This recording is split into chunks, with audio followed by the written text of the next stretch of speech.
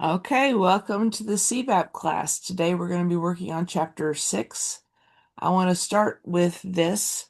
On Thursday, I gave a class and I intentionally taught it sloppily, and I'll explain why in just a minute.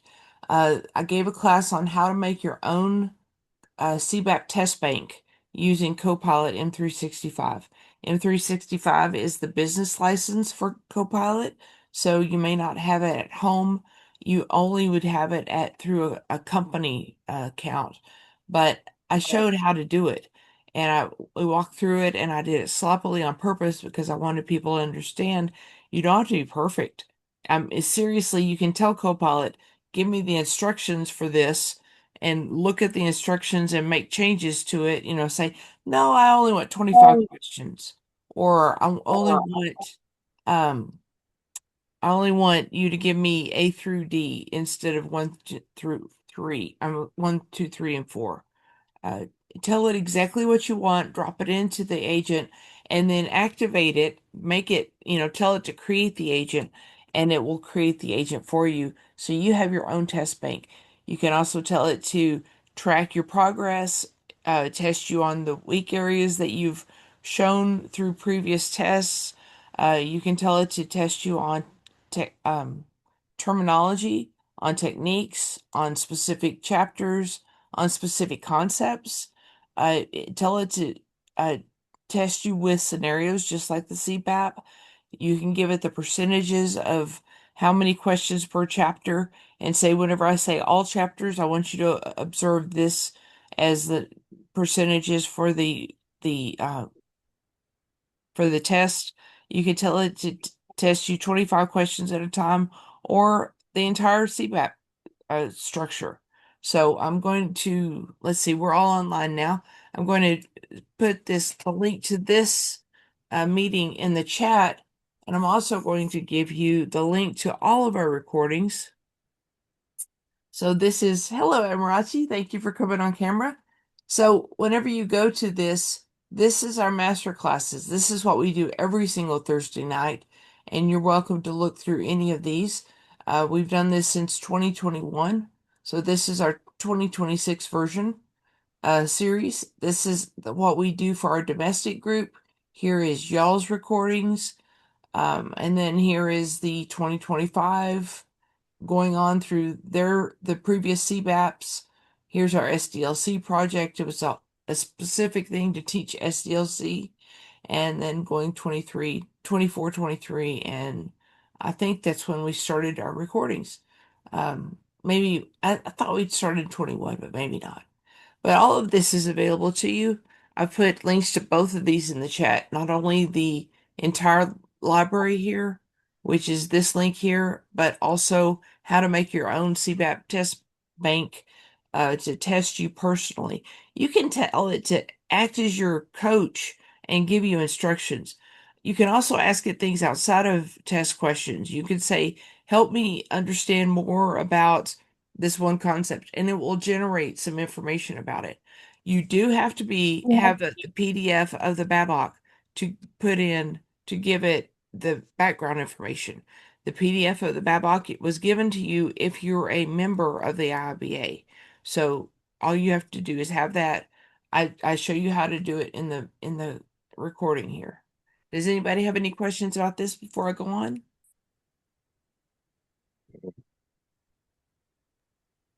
Do you feel like you're going to use it? Yeah, yeah. Cool. And it also, with the knowledge of how to do this, you can automate almost anything as long as you have an input, your question, which is we call them the prompt, and instructions. Make a test, make an agent, and then anytime you're working on that thing, just open up that agent and use it for your executive assistant. Okay, let me move this out of the way. Let's get started with chapter 6. So let's just do a quick review of chapter 6. I'm sure you've been studying. Chapter 6, the purpose of chapter 6, strategy analysis knowledge area describes the business analysis work that must be performed to collaborate with stakeholders in order to identify the need or of strategic or tactical importance, which is the business need, enable the enterprise, enable the enterprise to, I'm reading up here. Where is it here?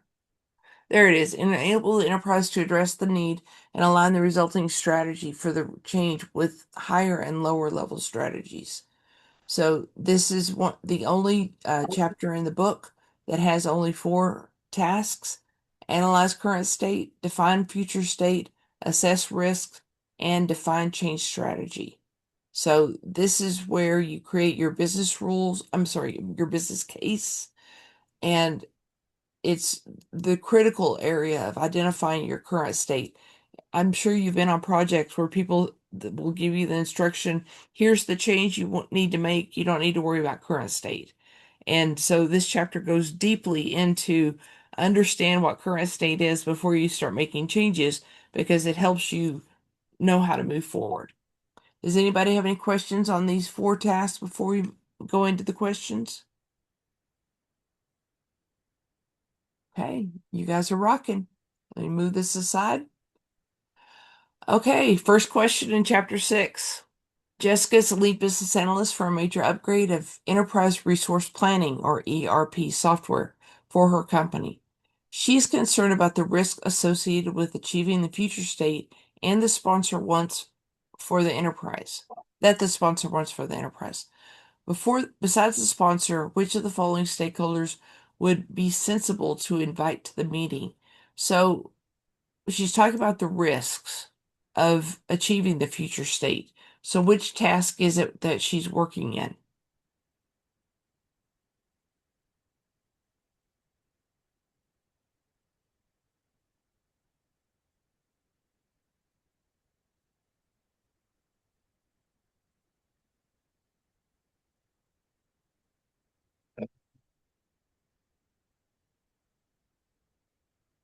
We assess risks. Yes, she's in assess risk. Very good. Thank you, Jose. So we know that she's in assess risk. That tells us which stakeholders are listed for the assess risk task. And whenever she's concerned about this, specifically with achieving the future state, which is the project, right? That the sponsor wants for the project. Should she also invite the suppliers, the end users, the customers, or the business analysts? I'll give you a 5 count on that one.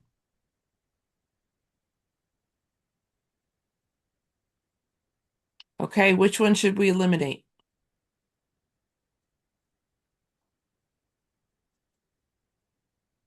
Suppliers, I would think here. I'm not sure how suppliers comes into picture here. If it's, I mean, it doesn't say anything about the risk being associated with the software coming from the supplier, right? Eh, So, Look at this. major upgrade of the software for the company.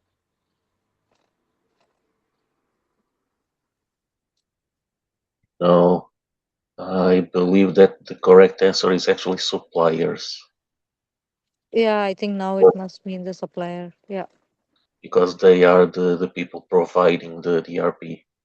Right, Mm-hmm. right. Very good. Suppliers are listed as the stakeholder type for the assess risk task. They would be the logical participants given the scenarios mentioned of an ERP system.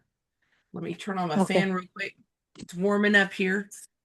You know, whenever you get up early in the morning, it's cool, and then it just gets a little warmer all day.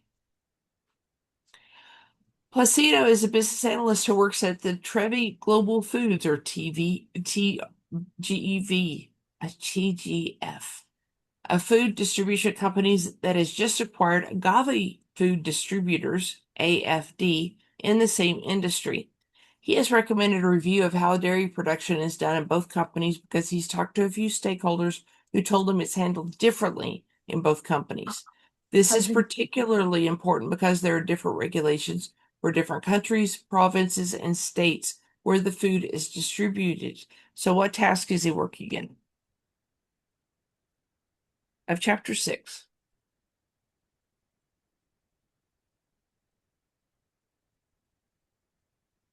A review of how dairy production is done. The analyze current state. Yep. He wants to analyze current state in both companies so he can do a comparison. Thank you, Jose. Placido's boss told him not to worry about what's happening today because the top priority is to integrate the software in both companies, just like we've all seen. How should Placido answer? So the Babok explains why you're going to hit this challenge and how to best answer it. It's important to understand the existing software used by both companies before determining which, if any, changes are needed for the software integration. It's important to understand the current state in order to ensure both Trevi and AFD stakeholders understand how to use the new software. It's important to understand the new integrated software, how it will affect how people do their work. It's important to understand how both companies are handling these processes today before integrating the systems. This will help ensure compliance with the regulations after integration takes place. So let me give you a 10 count on this one. We'll come back and eliminate one.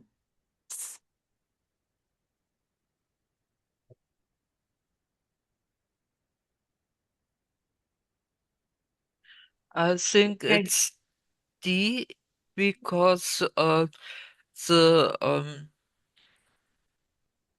the the challenge is to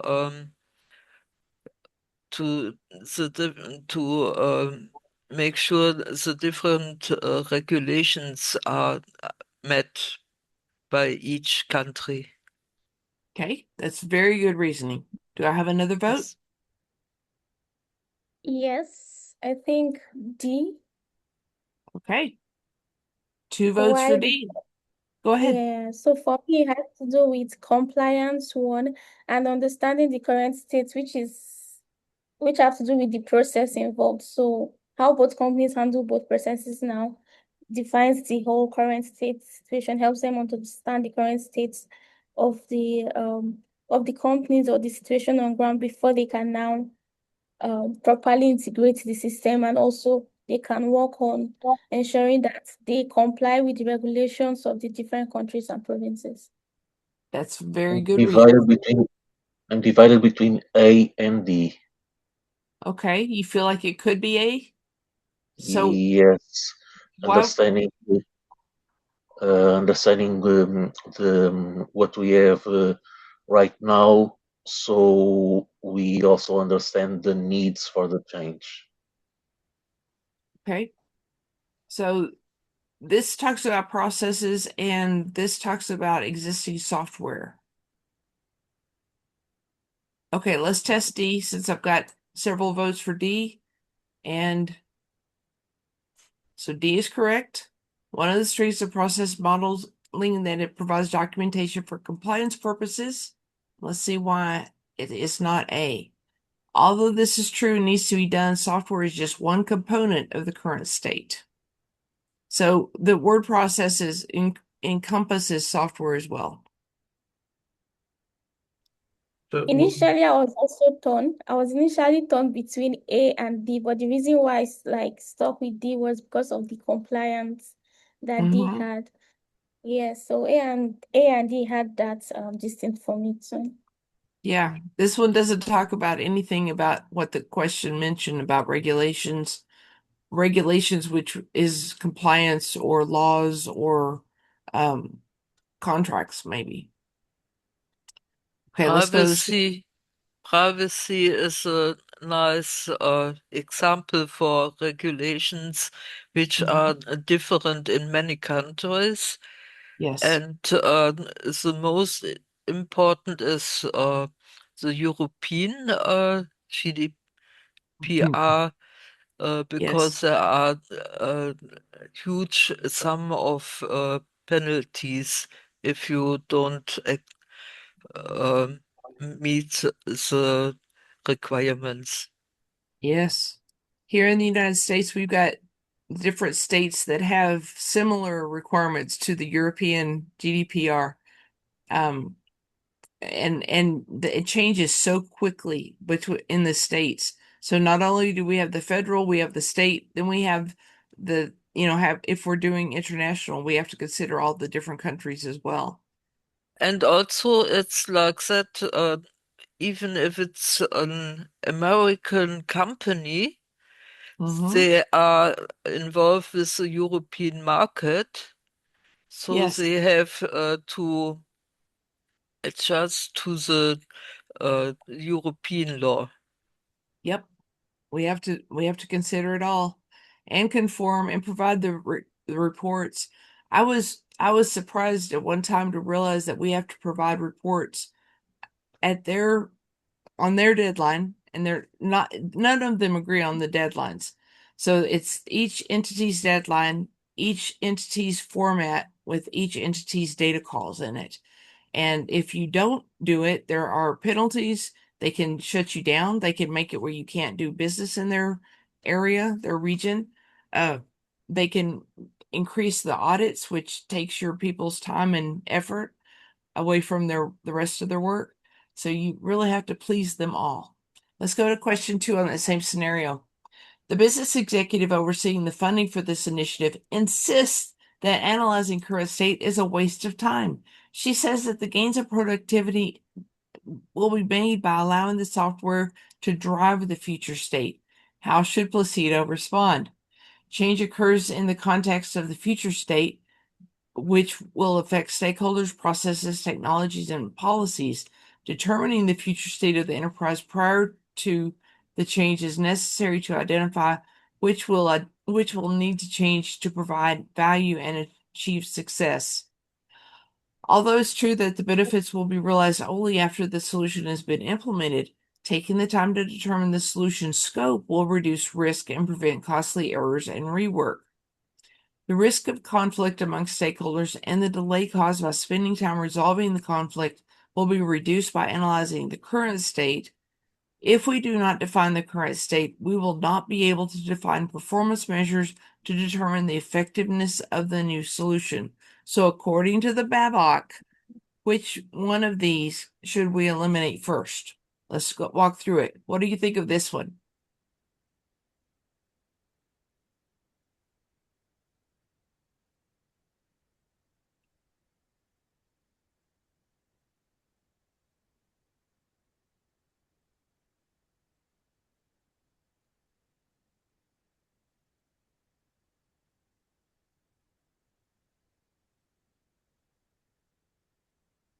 So do you mean like eliminating A? Should we eliminate A, or is A the right answer? Hmm. I would say eliminate A because the question is about skipping the analysis of the current state. Okay. And the answer is talking about future state Yep. analysis. So this does not apply to this question. Okay, so we can Yeah, eliminate A that one. future state.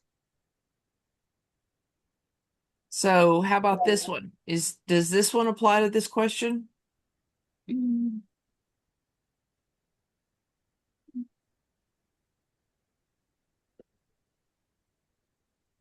So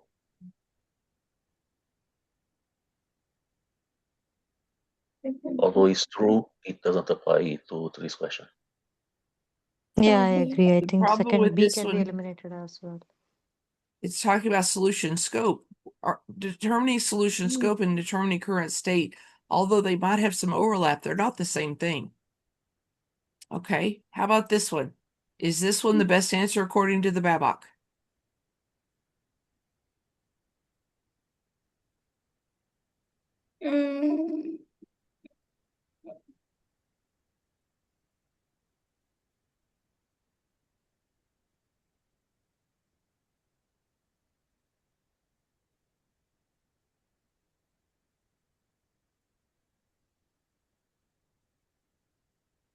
I think I would go for D. Tell me why you like D most, Amarachi. Okay, so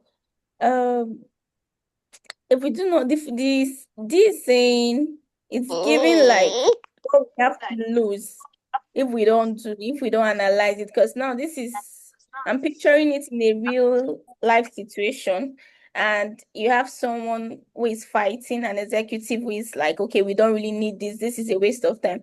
You have to make that person understand what we have to lose when we don't do this.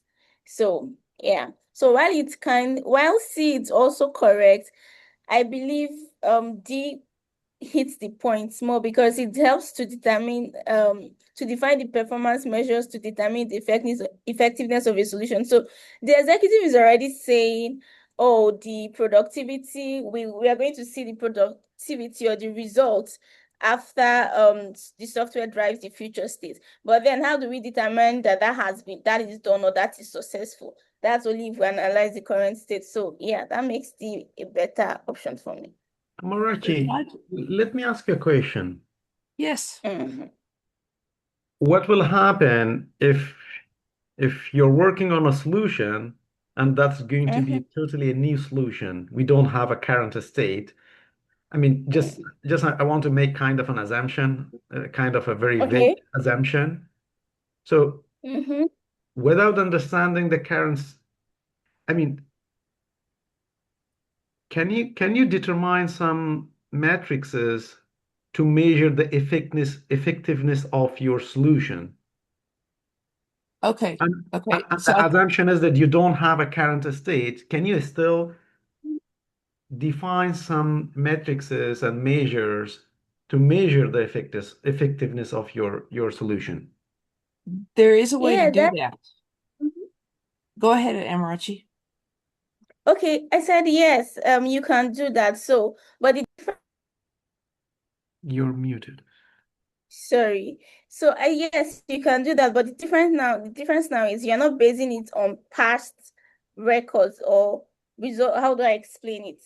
Um, if there's a current state, let me use that word. It helps you see things that were visible because of what already exists. If there is no current state, you are assuming, but there will still be things you can use to say, okay, if this works, it means our solution works best. If this does not work, it means our solution works best. And I think I understand why you're asking the question because C seems to be the right answer. But in this context, there is a current state. So that's why I went for D. That's true. Okay, so let me set the stage. Let's say your company didn't have let's say your company is going to make hot sauce for the first time because it's going to add to their lines of products that they're selling. So they don't have hot sauce on their list right now, but they are going to have hot sauce in the future. The current state is 0 hot sauce sold. Future state, let's say in 6 months, is 3,000 units sold a week. So you have a comparison even if you don't have a current state. But let's get back to this question. If we don't define the current state, we'll not be able to define performance measures. Knowing what current state is tells you your starting line. And then your performance measures it's this much different than your starting line or your baseline. Does that make sense? Got Let's it. test this answer. And we are correct. We are not correct. So this is the BABOK. Remember, we have to answer according to the BABOK world. And this is a tempting answer, but it's incorrect. Defining performance measures is part of solution evaluation. The solution evaluation is chapter 8. We haven't even gotten there yet, guys. Y'all are already ahead of us. But it's let me just read it. Defining performance measures happens as part of solution evaluation to evaluate the effectiveness of a solution in relationship to the value it brings, not to evaluate how much a solution has improved since the current state. We know that the current state is not involved because the inputs, the implemented solution, which is external, and the business objective, it tells us so. The current state is not an input to this task or to the performance measures. Because in 8.1, which is 8.1 is measure solution performance, these are the inputs that current state is involved in. The implemented solution is one of the inputs, and the business objective is the other input. The correct answer: the risk of conflict among stakeholders and the delay caused by spending time resolving the conflict will be reduced by analyzing the current state is the correct answer. Understanding the business needs occurs as part of the analyzing the current state. The BABOK says, here's our quote, without clearly understood business needs, it's impossible to develop a coherent strategy, and the resulting change initiative is almost certain to be driven by a mix of conflicting stakeholder demands. Resolving the conflict consists of mediation among stakeholders and involves several steps. We can imply that this mediation will take time, delay the effort, and run the risk of weakening the relationship among stakeholders. So we are actually in the task analyze current state, right? And that's if you have read that chapter, you would have seen this quote. But sometimes getting something incorrect is the way to identify your own knowledge gap. So now you know what to study. So that's going to be 6.1.2, analyze current state, and point 2 is going to be in your description. So this is again, we have David joining us for the first time in a while. This is our chapter, this is our task, and this is the section within the task. And section 2 in the task is going to be your description. Any questions on that one? Okay. We have another question on this same scenario.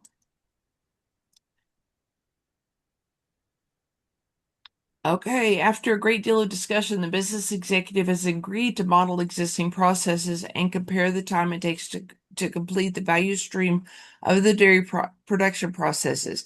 Below is a value stream map of one set of the processes of AFD. Which statement below is correct? So let's look at this value stream map. For those of you who aren't familiar with value stream maps is the highest level map in granularity. It's like looking at it from the 40,000 square foot of all the processes, and it's really talking more about the value that is brought to you from the processes instead of the processes themselves. So it's showing you processes at a very, very high level. You move down in granularity from a value stream map down into a process map high level and a process map that's granular that shows every single step. But this is at the value stream level. It's showing almost a SIPOC. Here's the input. The supplier has the initial input. It goes into process 1. It takes half of an hour. You're going to want a piece of paper and a pencil for this question. So this one takes half an hour. Then you have awaiting inputs is 2 hours. Process 2 begins, and it's able to pick up what the output of process 1, and it takes 4 hours. And then it goes into an awaiting approval for 6 hours. And then process 3 begins, and it takes 3 hours. And the output of that goes to the customer. So we've got some questions about this process map down here. The total elapsed time is 7.5 hours. The total elapsed time is 15.5 hours. The total elapsed time is 8 hours, or unknown. In order to calculate the total elapsed time, we need the wait time between the time the supplier provides the input and the start of the process. And we need the wait time between the process 3 complete and it's in the hands of the customer. So one of these is correct. I'm going to give you a 10 count so you can do the math on it, and we'll come back and identify which one we think is the wrong answer.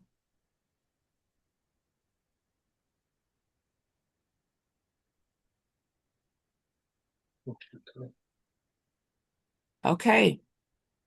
What do you think about this answer? Do we need this to define the elapsed time for a process?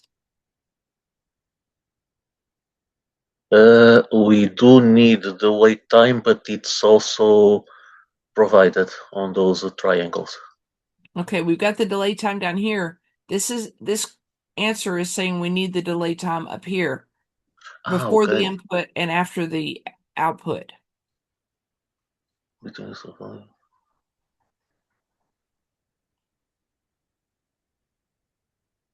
The wait time between the supplier. But we have the wait time already, if I'm correct. We have it between process 1, process 2, and we have it between process 2 and process 3. We do not have the wait time between the supplier and the process 1, and we don't have the wait time between process 3 and the customer. But do we need it to determine the length of time the process takes? No, we are analyzing our own internal processes. I think that you're right. So we can eliminate this as an answer. So doing the math on this, how do we measure the process? Do we measure just the amount of time the processes take, or do we also measure the amount of wait time between the process steps when we're measuring the length of the time a process takes? So what do you think about this answer? That will be the process time. Okay. Do I have a second vote on that? That will Yeah, be the I go with process. that, Process. It's That not will be the necessary process that. time, but Oh, you go, Jose. Finish. sorry. Go ahead and finish, Jose.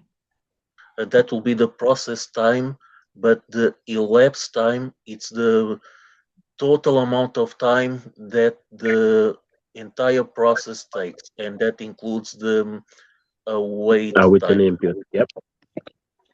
Okay. Does anybody have a different answer? Yeah, my answer will be 15.5. Oh, okay. Your answer is 15.5.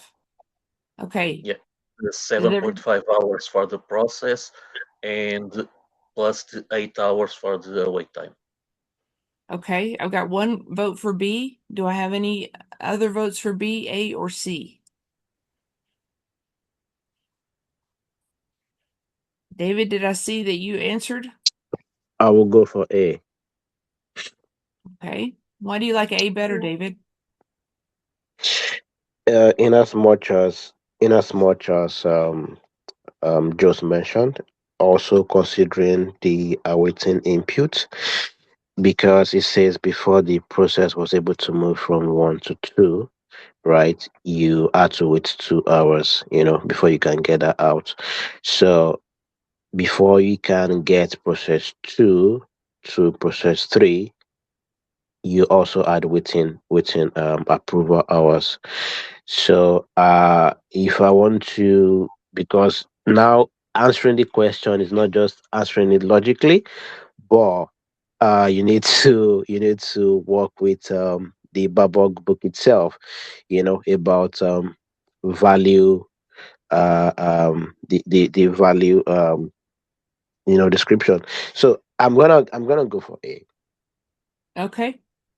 So A says that you're going to measure only the process time here, the process time here, and process time here, and ignore these two, right?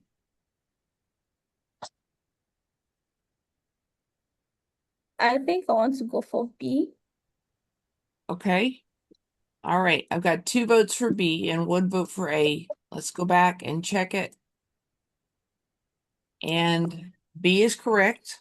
The total elapsed time does include the time in between, because you really start from 0 here to how long does it take to get to the end of here, and that it will include all of these. I had this on my test, guys. That's one reason I'm kind of pounding it. I want you to really, really feel the pain of getting it wrong if you got it wrong, because this is the way you have to do it. Process time is from the beginning of the process to the end of the process, including any delays, any waits, any needs for approval. You measure those two. Your process, that step of the process might not take that time, but it is the amount of time in the whole process overall. Okay, next question. Policies, budget, time, and resource availability are types of what? Are these constraints, risks, resources, or capabilities? So there's a section in chapter 6 where it lists these, and you got to know them.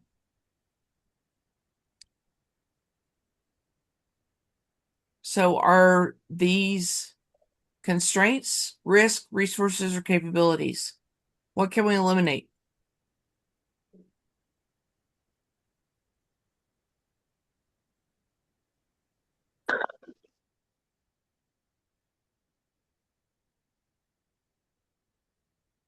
Are these capabilities?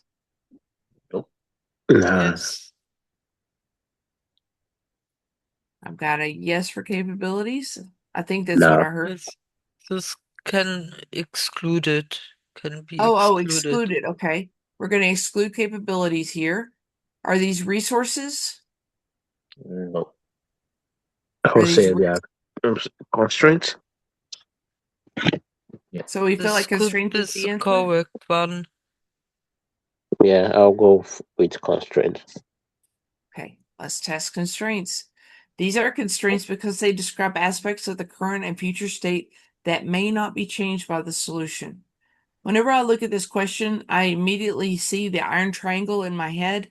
The iron triangle is what project managers call whenever it's like you can either have it fast, you can have it cheap, or you can have it with few people. But that's their thing. It's effort, time, and money. And if you change any one of those, another arm is going to change in your triangle too. These are all constraints. They are the part of the things that will hold the scope in and not allow you to increase the scope or change the solution possibly. Rachel was just hired as a BA from an organization where she was instrumental in the identification and deployment of a particular customer relationship management system and has a strong relationship with the vendor. CRM, y'all have seen CRM systems in job posts and stuff, but this is the definition of a CRM. So she's got a strong relationship with the vendor as she's already deployed the system. The new organization is facing similar challenges as her previous employer and has asked her to accept the role of the BA on an initiative to address those same kind of challenges. She respectfully declined the role. Why is that? So the Babok talks about this same scenario. Guys, I've got to go get some water. I will be right back. Will somebody else read the answers, please? Amarachi, do you want to continue? Oh, okay, sure. Okay, so should I read it again or I should continue with the answers? Let me just continue with the answers. I think she was done reading already. So option A says she would like to work on something new to assist in career development. Option B says she's concerned that her previous experience may result in a suboptimal recommendation. Option C says she's concerned that this may represent a conflict of interest. Option D said she signed a non-compete agreement with her previous employer. So probably we'll just take a few minutes to like digest the question and go through the options ourselves.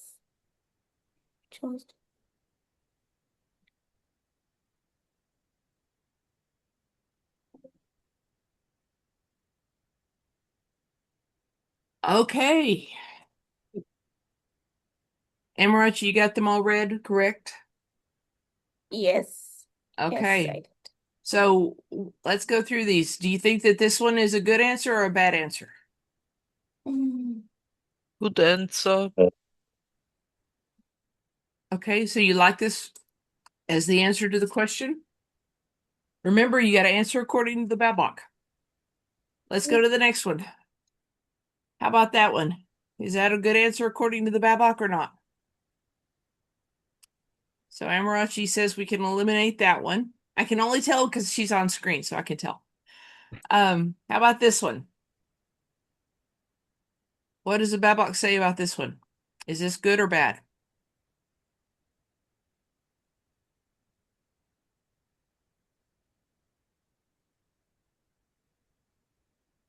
Amarachi, if you're talking to us, you're on mute, dear. No, I'm not talking. I'm just trying to walk through the answer. That's okay. That's okay. That's why I phrased it that way.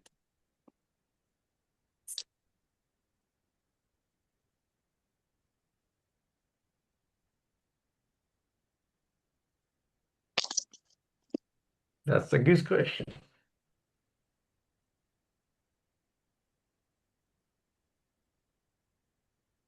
So the Babok talks about this scenario. If you have deep experience in something from a company and you go to a new company and they want you to do the same thing, what might happen?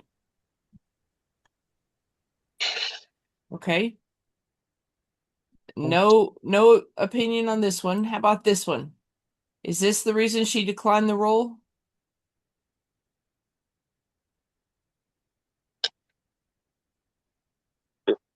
Nah.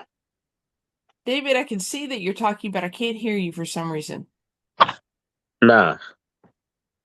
Okay. No.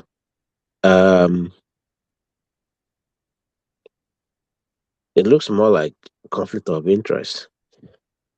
Okay. Yeah, I'll say so as well. Yeah. Okay. So Gabrielle likes D, David likes C. Do I have a I second also, vote on anything? I will yeah, I go also go with for B. C. Okay. I've got 2 votes for C. Let's test it. Okay, so the Babok talks about bias of the author in a business case is a stated limitation of this tool. Yeah. So whenever the author has a lot of experience or enthusiasm in something, they will write from a slanted perspective on a business case. They'll say, "Oh, it's great. I guarantee it'll work." I mean, they can't be unbiased. They can't do a real comparison between solutions because they've got personal emotional history with something just because they have experience with it. So that's why this is the best answer. And I had this on my CBAP test too, my exam as well. So I want you to really get this one. If you have previous experience and you're writing a business case, it may create bias of the author. Y'all are right about conflict of interest, but it does not weigh into this particular scenario. There's nothing in here that says it's going to be a conflict between the previous employer and the current employer. Do you have any questions about this one? Can we see option D? Can we see what it says for D? Non-compete agreements involve not pursuing other companies' clients. As such, it does not apply to this situation. So we chose C. Let me go back and indicate we chose C before we move on because our choices are preserved for future reference. When executing the task of assessing risk, which of the following are input? So, guys, David hasn't been with us, so I'm going to walk him through how we do this. What task are we in chapter 6 if we're talking about assessing risk? It's the assess risk task, right? And we need to know what are the inputs into that task, which you have to have the inputs to be able to begin the task. So the inputs are they business goals, confirmed elicitation results, prioritized designs, prioritized requirements, business objectives? Are they stated elicitation results, prioritized designs, prioritized requirements, business objectives, potential value? Are they confirmed elicitation results, prioritized designs, prioritized requirements, business objectives, potential value? Or are they business goals, stated elicitation results, prioritized designs, prioritized requirements, and potential value? Let me remind you that the purpose of assess risk task is understand the undesirable consequences of internal and external forces on the enterprise during transition to or once in the future state. An understanding of the potential impacts of those forces can be used to make recommendations about the course of action. So, with that information, let's walk through these. Is business goals one of our inputs into this? Should be. No, it's the business objectives. So, let's see. Where do we have? I don't have an answer that says, oh, here's this one says business objectives also. Is goals Yeah. and objectives in it? No, it's only Okay. the objectives. Okay, so this one has business objectives and this one has business objectives, which means if that's true, we can eliminate this one and this one from consideration. Does everyone agree that it's business objectives only and not business goals? Okay.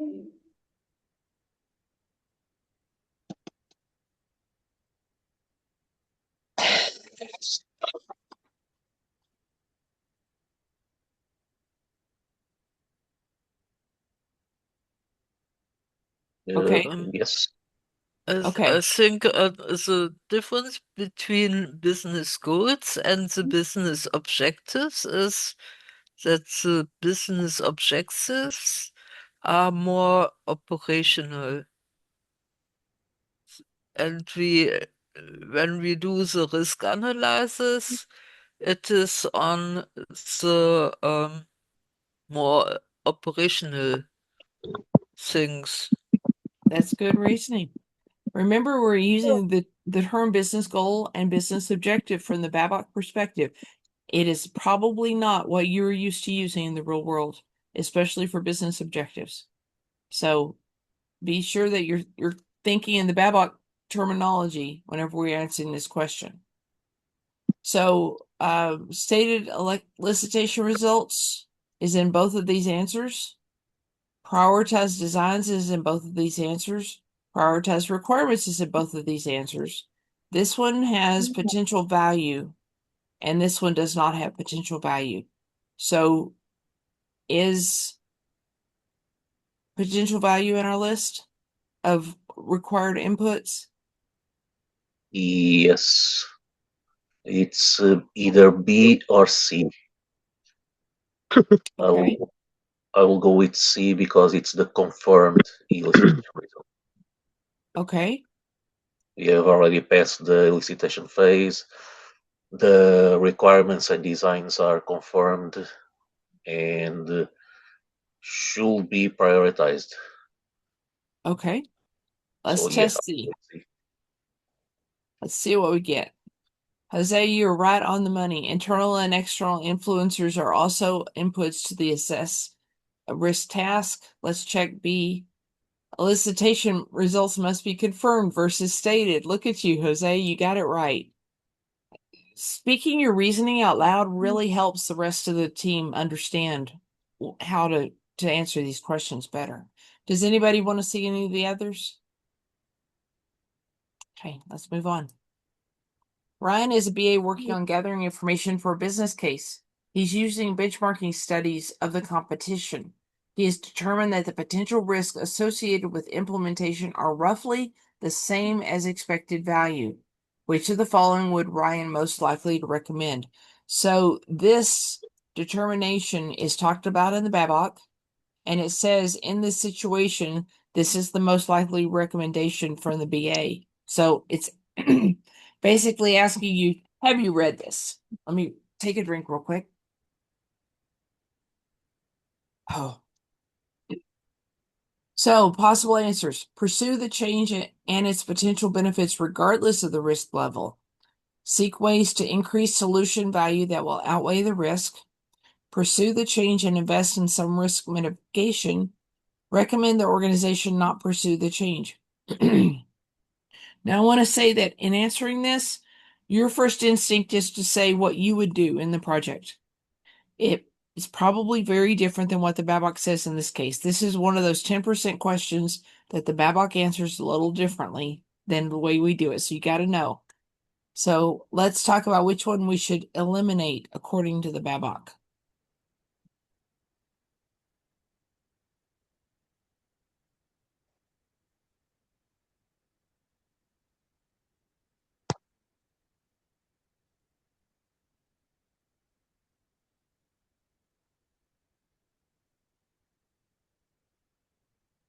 Okay, let's go on to answers then. Which one do we think is the correct answer according to the Babok?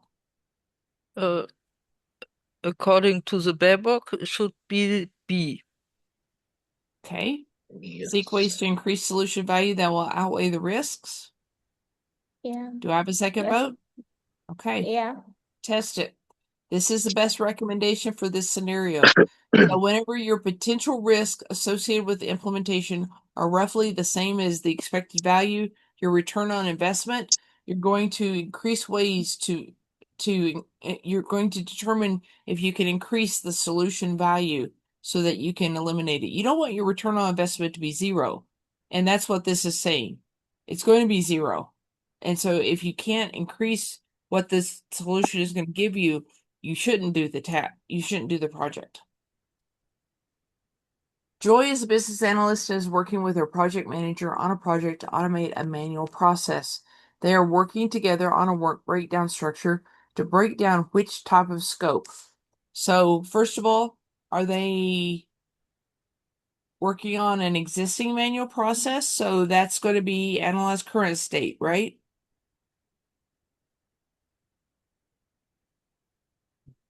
Are we in analyze current state, or is this define future state? Automate the manual process, analyze current. Okay. And if she's working with her project manager on the work breakdown structure, that tells us that this is it project scope, process scope, solution scope, or product scope? Which one do y'all think?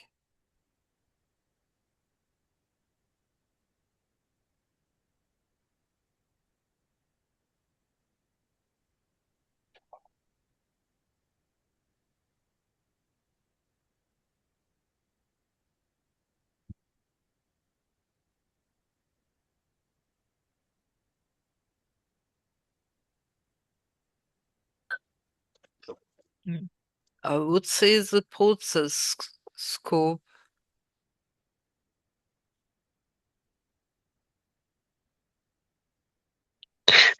Okay, I've got 1 vote for B. I would say A. Why do you like A more than B? Um, because I would say working together on a WBS.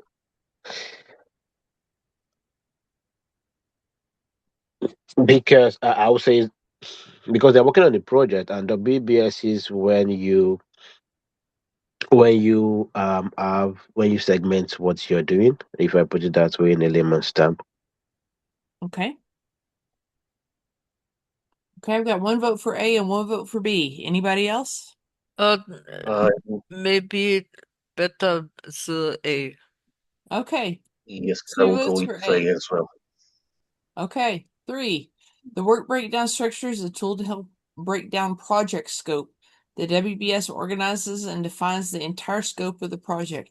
I will tell you that in the real world, I've used a WBS to break down processes and much smaller things than a project. But in this case, especially since it says you're working with the project manager, you're at the project level. So and the BABOK really likes the WBS for project scope. So good job, guys. Your reasoning got it through. Derek and his team are brainstorming alternative approaches to a defined change. What task is Derek performing? So is he performing the task? And David, whenever it says task, it means literally the task in the knowledge area. So the possible answers: develop recommendation, define future state, concept modeling, or define change strategy. So let's eliminate these that are not tasks in this knowledge area. What can we eliminate?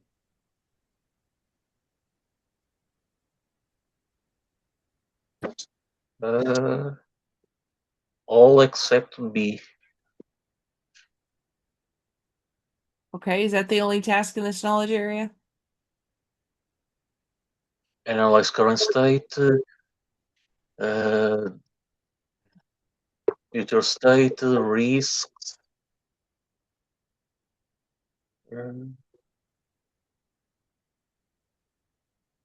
But that is the correct answer. It is not the correct answer. So define change strategy is where we're at. We're talking about the change here. What they're trying to do is say, okay, we know what the change needs to be. How do we get there? So this is the purpose of the define change strategy task. Future state involves determining the set of necessary conditions to meet the business need. So we know this one is not a task in this knowledge area, and we know this one is not a task in this knowledge area, so they can be eliminated. So that just gives us these two to measure against. Any questions or comments on that one?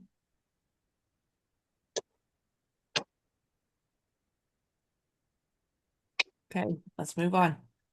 Which of the following techniques can be used to define the solution scope? So defining solution scope is one of the I think it's one of the elements that we have in here. So we're looking for the technique. Which task are we in to define solution scope?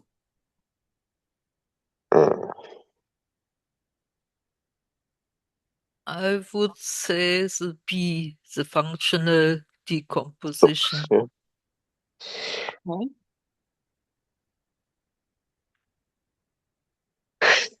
Do I have a second vote? I'll go for A. You like root cause analysis? Okay. Why do you like that more?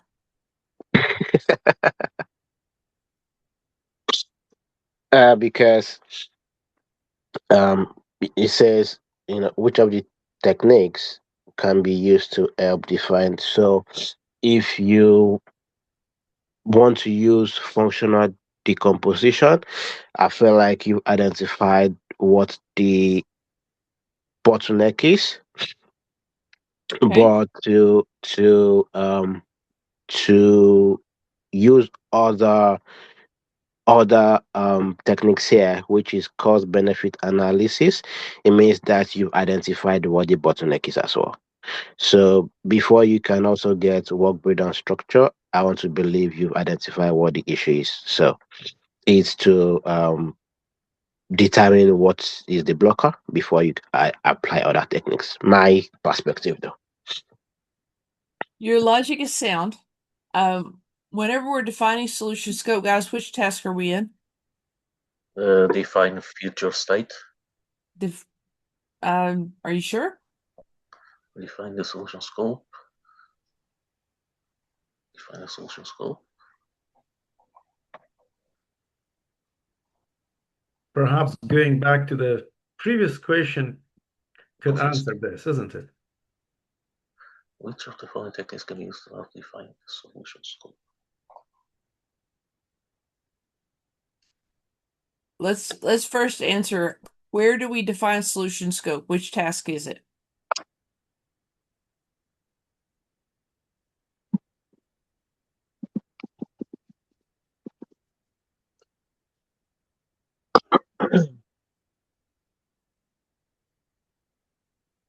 Or do we know what is solution scope? Perhaps if we know what is solution scope, then it might be easier to understand where we can use it or where we need it. Let's go at it this way. So in this knowledge area, we've got analyze current state, define future state, assess risks, and then we get to define change strategy. In define change strategy, we've got 5 steps. The first step is solution scope. So solution scope is this literally the scope of the solution. What is in scope? What is out of scope? What elements do we need to achieve? Which regulations are we considering? Everything that's in scope of the solution is your solution scope. So in define change strategy, we've got solution scope, which tells us that the technique that we're going to be looking at is one of the suggested techniques for this particular knowledge area. So we do have a large number of techniques here. Let me scroll down just a little bit and you can see all of them. So this tells you these are the only ones that would be an answer, the possible answer to that question. So going back to the question, we have root cause analysis, functional decomposition, cost benefit analysis, and work breakdown structure. So knowing what solution scope is and knowing which task it is and knowing what the techniques are, let's answer this question. Is root cause analysis one of the techniques for this task? No, I'm gonna change my mind. Okay. How about functional decomposition? Is it one of the techniques in this task? Yes. Yeah. Yeah. Okay. So this is the possible answer. Let's check all the answers though, just to be sure. Is cost benefit analysis one of the techniques in this task?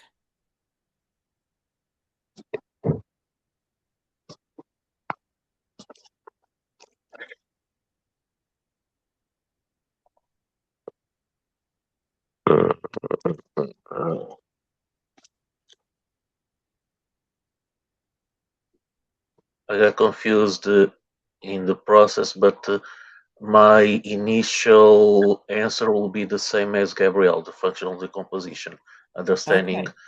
the entire process Okay. and And sub-processes. And let's just answer the last one. Is work breakdown structure one of the techniques in this task? This one I would exclude because this is more the project scope. Okay. Yes. All right. We're going to check this answer. Functional decomposition is used to break down the components of the solution into parts when developing a change strategy. So work breakdown structure comes underneath functional decomposition. It's not a technique in itself. So we can eliminate that one. This one we can eliminate because it is not a technique in this task. So this one really is the best answer. If you want more information about functional decomposition, that's going to be in chapter 10. It's also talked about, of course, in the define change strategy task. That was kind of a long path, but I think we got to the right answer. Good job, guys. How does a business analyst decide if a change strategy is needed? According to the BABOK. So we are in define change strategy, or is this? I think we're in define change strategy as the task. When the business analyst determines a change strategy would help the enterprise transition to the future state, when an organization is moving from current to future state, when the organization needs to create missing capabilities to achieve the future state, or when an organization needs to create missing or improved existing capabilities in order to achieve the future state. So can we eliminate one?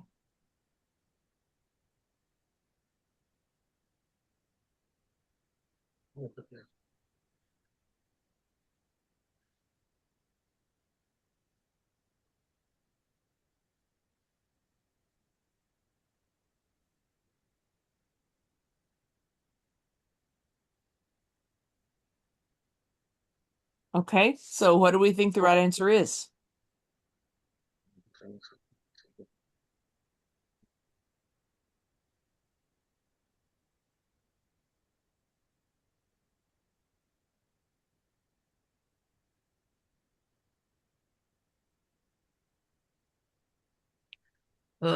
Seems D will be Okay. correct. I've got one vote for D. Anybody else? 2 votes for D. 2 votes for D. Let's test it. If an enterprise can meet the need with the current state capabilities, then a change may be relatively small or not even needed. A change strategy will be needed if there are missing capabilities or one that must be improved to meet the business need. An example that I'll give you from the BABOK, I think it's from the BABOK, is if you discover that your organization already has the capabilities, they're just not using it. For example, and this is a very common thing, HR has a software package that they're only using a piece of, and they need the capabilities that they're not using, but they don't even know that they've got those capabilities in that package. So in that case, you don't need to make a change, you just need to implement a process improvement. It's not a new piece of software that needs to be put into place. Okay, let's move on. Jamie is working on a mobile banking initiative to allow customers to perform all deposits and withdrawals functions using a mobile phone. He is familiarizing himself with the organization structure in order to better understand the current state environment. So, what task is he working in?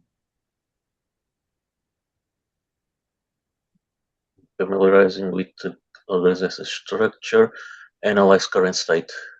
Yes. Here's your key, current state environment. So he's working on the org structure, the org chart, who reports to who's in which department. Why is he reviewing the org chart so important to a change initiative? It will assist the business analyst in the recommendation of a sponsor to the change initiative.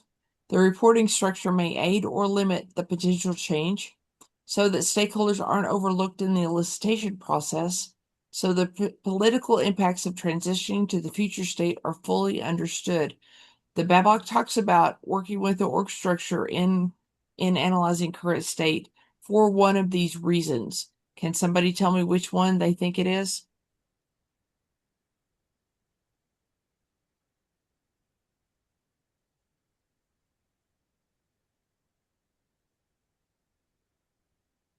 Let's start at the top. Do we tell anybody who the sponsor should be?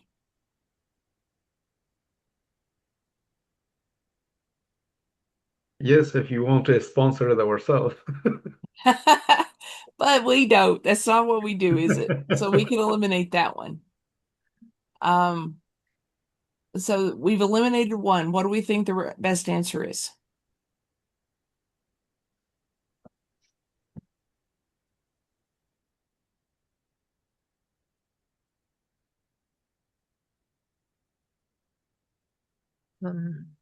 I think it's the political impacts of the transitioning to the future state. Okay. Why do you like that answer, Gabrielle? It's because it's a major risk in change projects. Yeah, that's a true statement. Okay, I've got one vote for D. I'll go with B here. Tell me why you like B, Chatna. Sorry, I got a lot of background at my end. But I believe it would be the. Sorry, let me get back to you here. Jenny, we can't hear your background noise at all. And even if we can, as long as we can understand you, I'm good with it. Okay. Yeah, it depends on the cooperation from all the stakeholders involved for this change to go through. So if we don't really have the correct reporting layout with people all on board the change, then it may not be successful. Okay, so this sounds like you're talking about C also. Yes. Current overload in a mix. I'm I'm actually also, torn between B and Yeah, B or and C. I'm divided between B and D. I Okay. think what Chetna was trying to say, it's something like the power interest grid, understand who will benefit from the from the change, who will assist us or impose constraints throughout the change, but Okay. D also can be Okay. applied. So Got 2 votes for B. Let's test it. In addition, communication channels and relationships are heavily influenced by the organizational structure. We probably are going to hit this question, but I'm going to tell you anyway. One of the other things that's interesting to me in the BABOK that it talks about this is if you have two managers that don't get along well and they're both in the project, that could be an impact to your project as well. If you're working with their subordinates and they don't get along well, they may work against each other. So that is part of the political things that you have to understand that Gabrielle mentioned.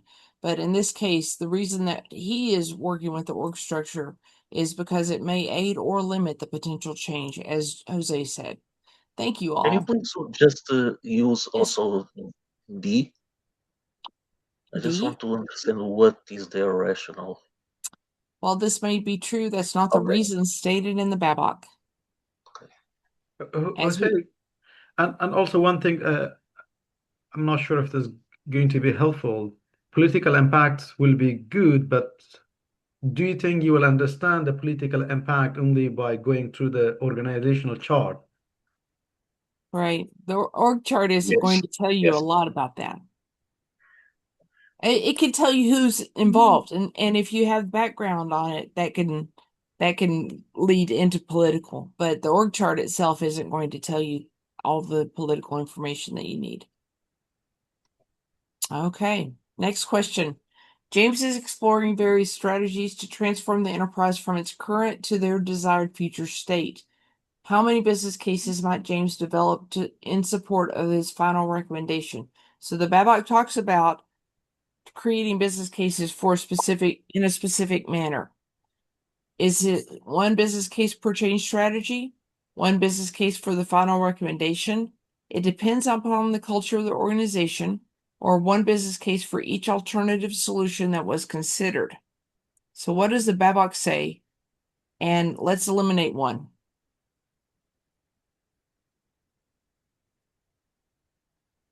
I would say the A, because in other there's the most included what's there in each business case described in the other answers. Okay. I've got one vote for A. Yes. I would say eliminate C. I agree with you. Eliminate C. That is not what the BABOK says. I go with A as well, Thea. Okay. I've got 2 votes for A. Let's test it. Business analysts may develop a business case for each potential change strategy to support the decision making. The BABOK talks a lot about business cases. It talks about what goes into a business case, and then it talks about how the business case will be used in making the decision as to which change strategy is actually chosen to be pursued. So one of the things it says is that they want to see that you did consider multiple options, and they want to see apples to apples. This one's going to cost this much money. This one's going to cost this much. This one's going to take this long. This one's going to take this long. So they can really see that you did do a comparison, and they can also weigh the options as well. Even though you said this is my recommendation, they want to see what else was out there. Sean, a business analyst, is working with the business owner to clarify the organization's business objectives. The business owner keeps talking about the current situation and a new project to automate the cumbersome business process. Sean tries to bring her back to the business objectives. Finally, the business owner says that she has 3 business objectives: increase employee satisfaction, improve revenue by increasing sales, and comply with the new regulations. Sean is not comfortable with these business objectives. Why? These do not state the business benefits. They are not measurable. They do not state the business problem or opportunity. They are stated but not confirmed. Let's eliminate one of these, guys. Eliminate B. Why are we eliminating B? Because what the business owner says as 3 business objectives, which is all these are measurable. You said that they are measurable. She didn't give us measures, though. So the 3 business objectives says increase employee satisfaction, improve revenues by increasing sales, Mm-hmm. and comply with new regulations. Okay. David, I appreciate your reasoning. I have a challenge for you. Do you know what the definition of a business objective is according to the BABOK? Should be smart. It's got to be SMART. It's got to go according to the acronym SMART. And one of the elements is missing here. The time. Can anybody tell me which element is missing?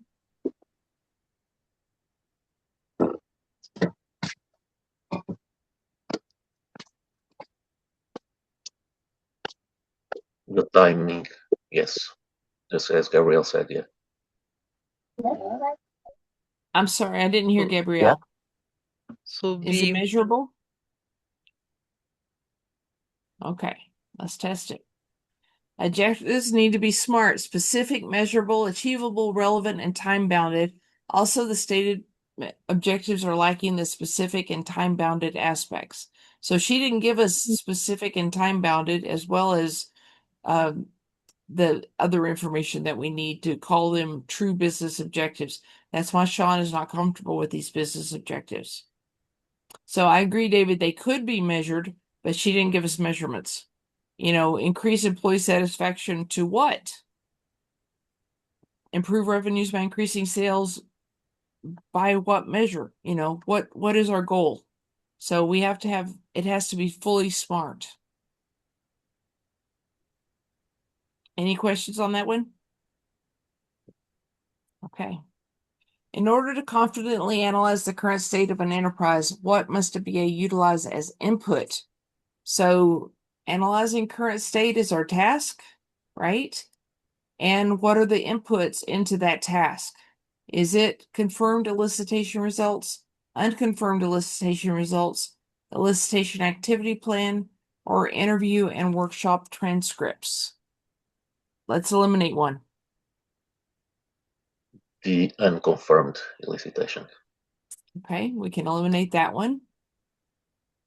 What do we think the correct answer is? Confirmed. Confirmed elicitation results is one of the two inputs into analyze current state.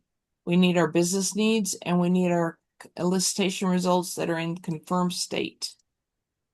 The BA needs confidence in information, so elicitation has to be confirmed before it can be used as reliable input. Any questions on that one? Okay, let's go on. Consider a scenario in which a sponsor has initiated an effort to purchase and install a COTS or commercial off-the-shelf package. You discover that no other analysis work has been performed. What is the first thing that you do? So whenever this situation happens, and it happens a lot, and it's talked about in the BABOK, do you determine if and how the COTS package meets the business need, determine the approach to implementing the COTS solution, perform a gap analysis to ensure capabilities exist in the current state organization to support the COTS solution, or define the business need that the COTS package is intended to address? What do we think is the answer that we should eliminate first?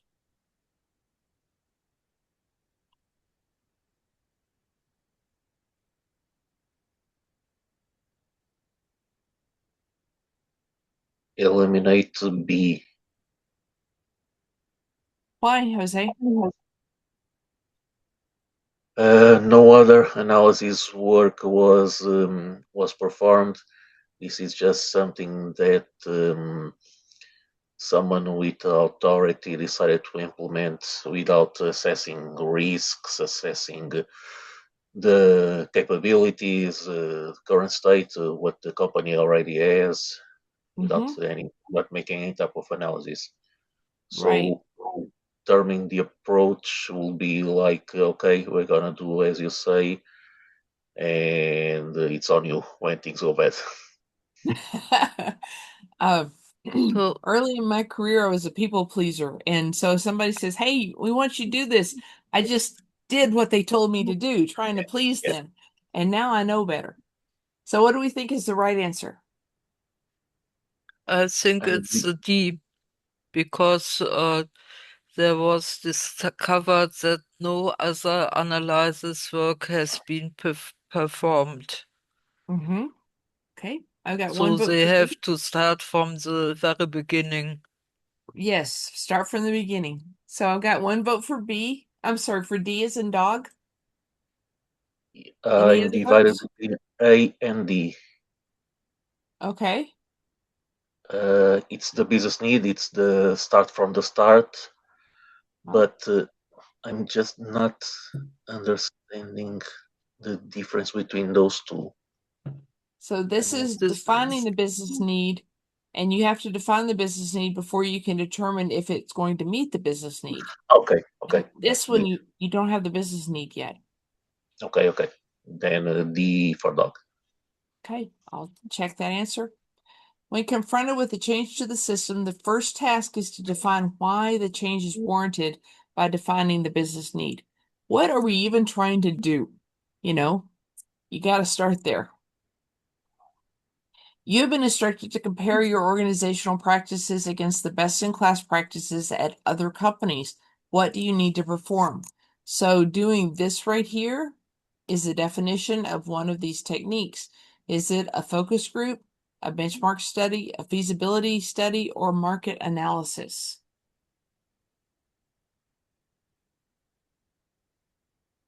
It can only be a B benchmark benchmark or study. market analysis.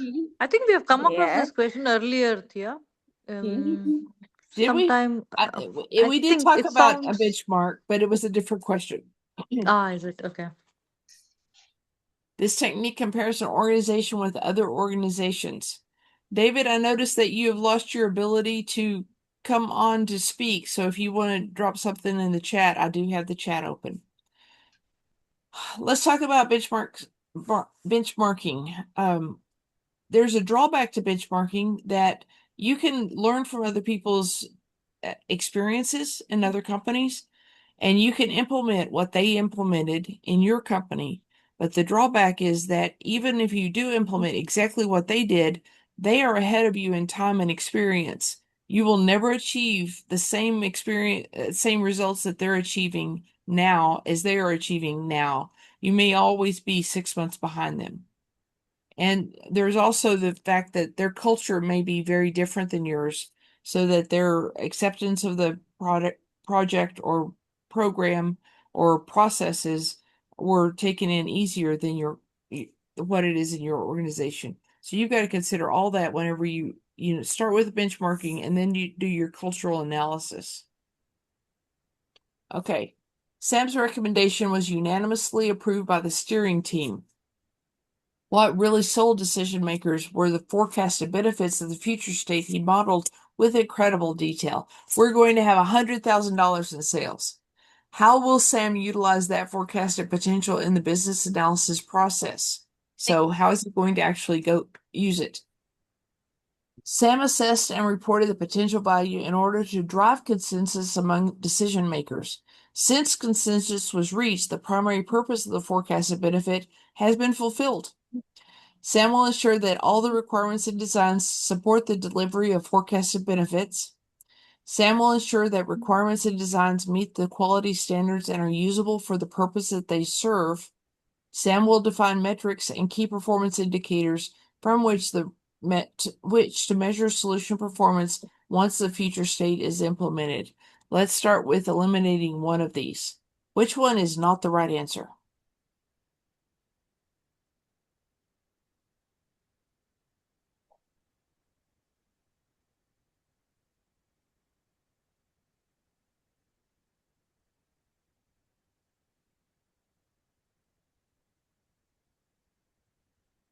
Let's start with this one. Do we like this answer?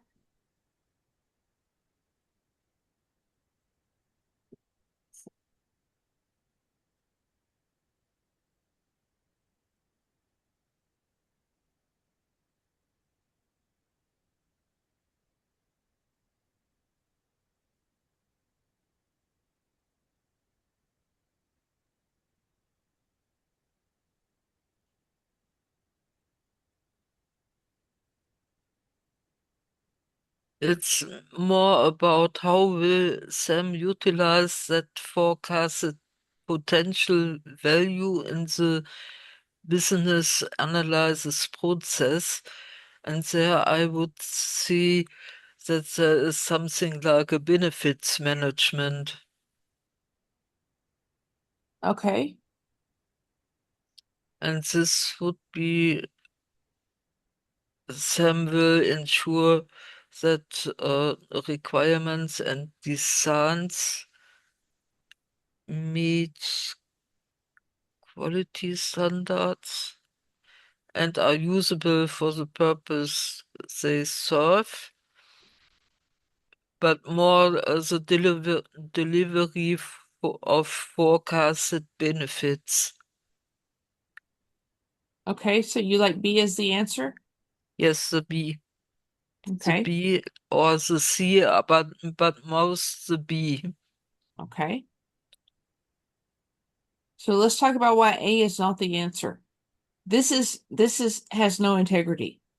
This is basically, I told you this so that you would give me the approval, and now I'm going to ignore it. And that's not what we do. I've got one vote for B as the correct answer. Anybody else? I would second B. Okay. 2 votes for B. Let's test it. So forecasted benefits is another way of saying needed value.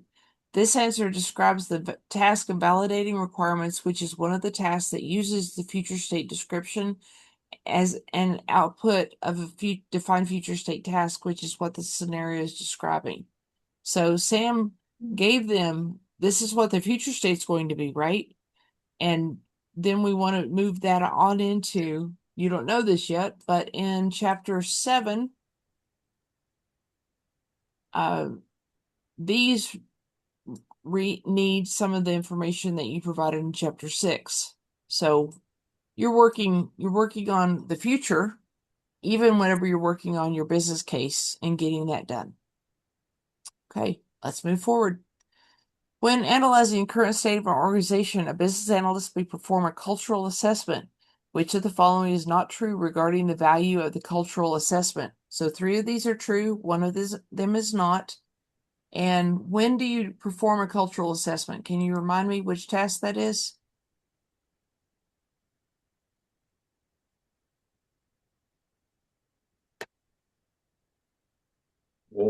Analyze current state, understand how the organization works. Okay. The cultural assessment will ascertain whether or not the stakeholders view the current state as satisfactory. Will ascertain whether or not the stakeholders believe the change is necessary. Will identify if cultural changes are required to achieve goals. Will identify which processes and tools are sufficient enough to support the new solution. Which one can we eliminate?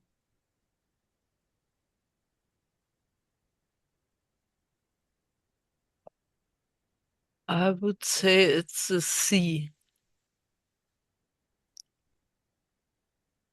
Okay, I got 1 vote that C is the correct answer.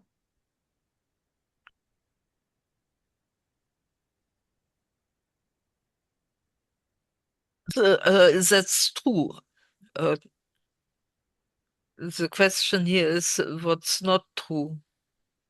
Okay, so this one's true. We need the one that's not true. You're right. So this one is to exclude.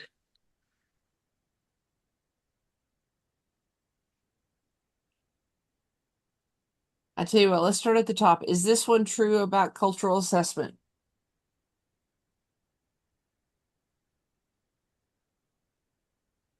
Yes, I'm just not sure if the wording on Babok, if they use satisfactory or necessary. Okay, A and B are quite similar. they are. They are. Maybe it's a D. Which Because processes and tools are sufficient enough to support the new solution? Okay. So right now it sounds like y'all think that all of them could be the right could be true, and we don't know which one is not true about cultural assessment.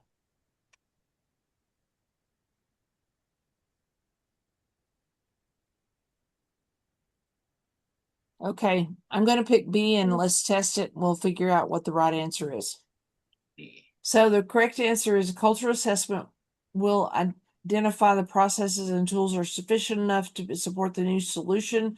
This is the description of an operational assessment. That's why it's not true. So whenever it's going into processes and tools, we're talking about operation. And that's in chapter 8. So that's in solution evaluation. This is all of the rest of these are true. So let me read what's true. For the value of cultural assessment, It will ascertain whether or not the stakeholders view the current state as satisfactory. It will also tell us if they think the change is necessary, which are kind of two sides of the same coin. And then it will also identify if cultural changes are required to achieve goals. An example of this is, do we need specific wording on the user interface so that they understand what to do to go through this process? Or I worked for a company once where they had very different holidays because of their religious schedule than the country that they lived in, and so we had to conform the schedule to what they were able to do instead of what the country that they lived in.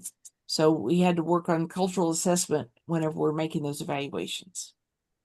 Okay, we have answered 20 questions. Let's submit this exam. We are at time. So out of 20, we got 16 right.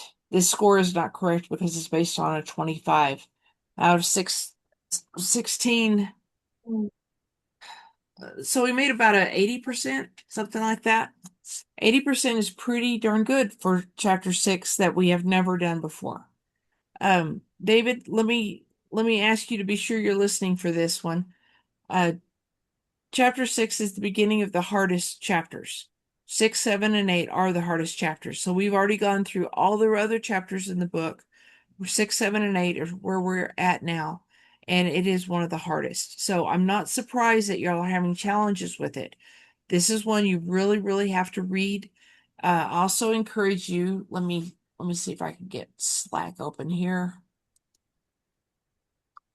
I also want to encourage you, if you haven't been going through, I've got to find, I need my channel. Let me do this one. It's the one below that one. It's the international one. Oh, there it is. Thank you. So if you haven't been working through the items that I've given you in the file repository, specifically these techniques, this is one packet at a time of 5 or 6 of the techniques, and in an order that is logical once you understand it. But it gives you questions and descriptions and information, and it gets you to where you can really understand the technique. I encourage you to read the techniques chapters. What it talks about the techniques in the BABOK, but this is kind of the Cliff Notes version.